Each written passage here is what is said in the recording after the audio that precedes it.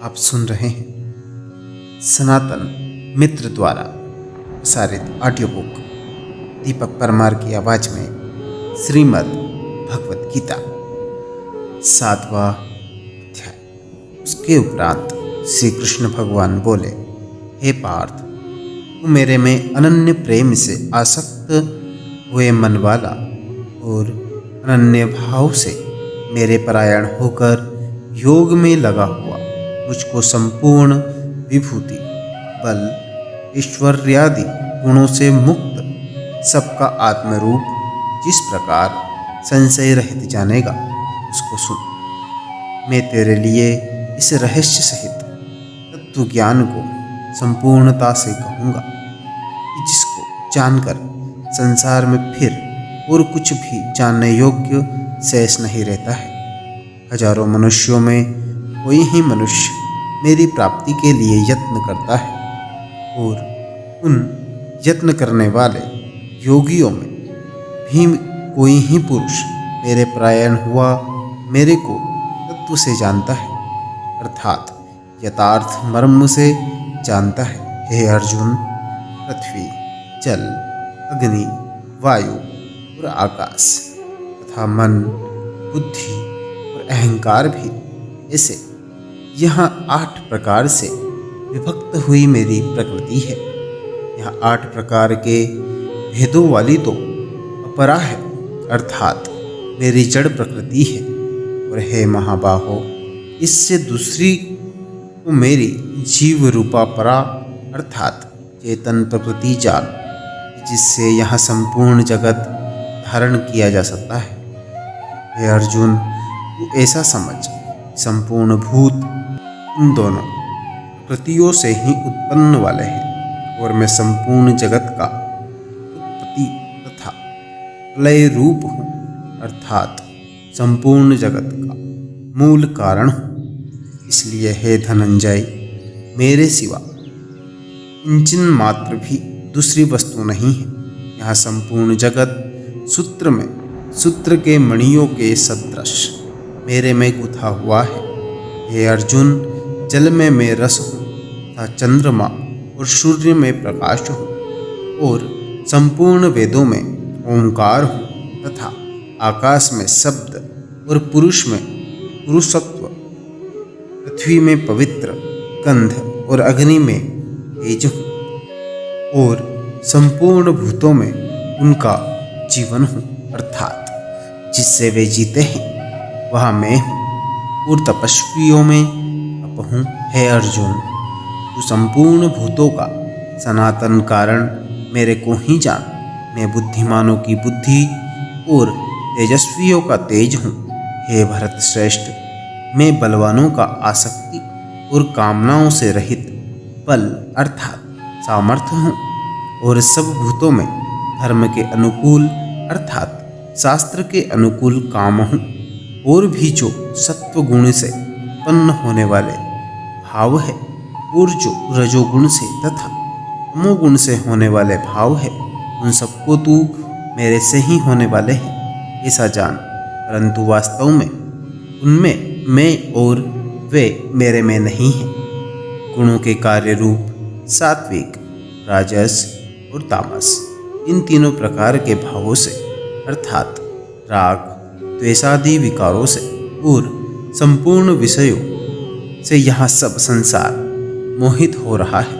इसलिए इन तीनों गुणों से परे मुझ अविनाशी को तत्व से नहीं जानना, क्योंकि यहाँ अलौकिक अर्थात अति अद्भुत त्रिगुणमयी मेरी योग माया बड़ी दुस्तर है। परंतु जो पुरुष मेरे को ही निरंतर भजते हैं, वे इस माया को उल्लंघन कर जाते हैं, अर्थात संसार से तर जाते हैं। ऐसा सुगम उपाय होने पर भी माया द्वारा हरे हुए ज्ञान वाले और असुरी स्वभाव को धारण किए हुए तथा मनुष्यों में नीच और दूषित कर्म करने वाले मूढ़ लोग तो मेरे को नहीं भजते हैं। हे भरतवंशियों में श्रेष्ठ अर्जुन, उत्तम कर्म वाले अर्थार्थी जिज्ञासु और ज्ञानी अर्थात निष्कामी, ऐसे 4 प्रकार के भक्तजन मेरे को भजते हैं। उनमें भी नित्य मेरे में एक ही भाव से स्थित हुआ अनन्य प्रेम भक्ति वाला ज्ञानी भक्त अति उत्तम है, क्योंकि मेरे को तत्व से जानने वाले ज्ञानी को मैं अत्यंत प्रिय हूँ और वह ज्ञानी मेरे को अत्यंत प्रिय है। यद्यपि ये सब ही उदार है अर्थात श्रद्धा रहित है, मेरे भजन के लिए समय लगाने वाले होने से उत्तम है, परंतु ज्ञानी तो साक्षात मेरा स्वरूप ही है, ऐसा मेरा मत है। क्योंकि वह स्थिर बुद्धि ज्ञानी भक्त अति उत्तम गति स्वरूप में मेरे ही अच्छी प्रकार स्थित है, जो बहुत जन्मों के अंत के जन्म में तत्व ज्ञान को प्राप्त हुआ ज्ञानी सब कुछ वासुदेव ही है, अर्थात वासुदेव के सिवा अन्य कुछ है ही नहीं। इस प्रकार मेरे को भजता है वह महात्मा अति दुर्लभ है। हे अर्जुन, जो विषयासक्त पुरुष है वे तो अपने स्वभाव से प्रेरे हुए तथा उन भोगों की कामना द्वारा ज्ञान से भ्रष्ट हुए उस नियमों को धारण करके अर्थात जिस देवता की पूजा के लिए जो नियम लोक में प्रसिद्ध है उस नियमों को धारण करके अन्य देवताओं को भजते हैं अर्थात पूजते हैं। जो सकामी भक्त जिस देवता के स्वरूप को श्रद्धा से पूजना चाहता है उस भक्त की मैं उस ही देवता के प्रति श्रद्धा को स्थिर करता हूँ। वह पुरुष उस श्रद्धा से युक्त हुआ उस देवता के पूजन की चेष्टा करता है और उस देवता से मेरे द्वारा ही विधान किए हुए उन इच्छित भोगों को निसंदेह प्राप्त होता है, परंतु उन अल्प बुद्धि वालों का वहाँ फल नाशवान है तथा वे देवताओं को पूजने वाले देवताओं को प्राप्त होते हैं और मेरे भक्त चाहे जैसे ही भजे शेष में वे मेरे को ही प्राप्त होते हैं। ऐसा होने पर इस सब मनुष्य मेरा भजन नहीं करते। इसका कारण यह है कि बुद्धिहीन पुरुष मेरे अनुत्तम अर्थात जिससे उत्तम और कुछ भी नहीं ऐसे अविनाशी परम भाव को अर्थात अजन्मा अविनाशी हुआ भी अपनी माया से प्रकट होता हूँ, ऐसे प्रभाव को तत्व से ना जानते हुए मन इंद्रियों से परे मुझ सच्चिदानंद परमात्मा को मनुष्य की भांति जन्म कर व्यक्ति भाव को प्राप्त हुआ मानते हैं।